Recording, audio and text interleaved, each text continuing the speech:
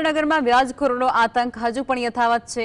ફિરદોશ સોસાયટીમાં વ્યાજખોરોએ એક યુવક પર જીવલેણ હુમલો કર્યો છે, જેમાં પેટાણ ઉઘરાવાના નામે 5 ઇસમોને તીક્ષ્ણ હથિયારો વડે યુવક પર હુમલો કર્યો અને જેમાં તેના માથાના ભાગે ગંભીર ઈજા થઈ।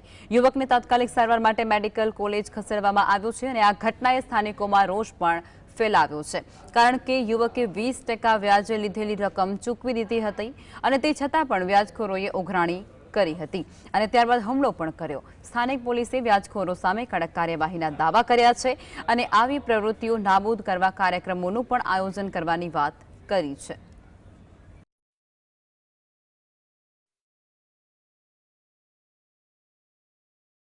તેમાં 10,000 રૂપિયા લીધા હતા, પછી એના 20,000 રૂપિયા ભર્યા અમને।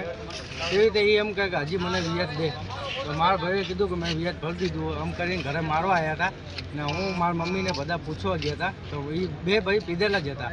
એ મારા મમ્મીને કાટલો એને ધક્કો ઠોક્યો ને તો મેં એને ગાળ ઠોકી, તો પછી એને બધા ધારિયા સળીને એવું બધું લઈને આવ્યા હતા ઘરે ને ઘરે અમારા મમ્મી પપ્પાને મારા પપ્પાને કોઈ નહોતું ઘરે, અમે બે ભાઈ જ હતા ને મારા ભાઈને ઘા કર્યો। 20% વ્યાજવા લીધા હતા, બરાબર। એને 20,000 રૂપિયા ભર્યા, તે છતાંય આ હજી વધારાના પૈસા માંગતા હતા।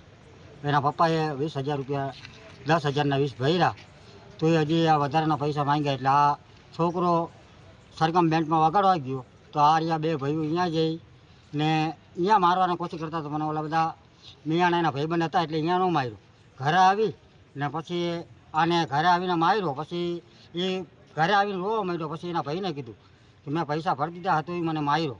પછી એનો ભાઈ ને હું એની મમ્મી અને અમે બધા અહીંયા ગયા, તો એના ભાઈએ કીધું કે ભાઈ તને પૈસા ભરી દીધા, તો મારા ભાઈને શું લેવા માર્યો।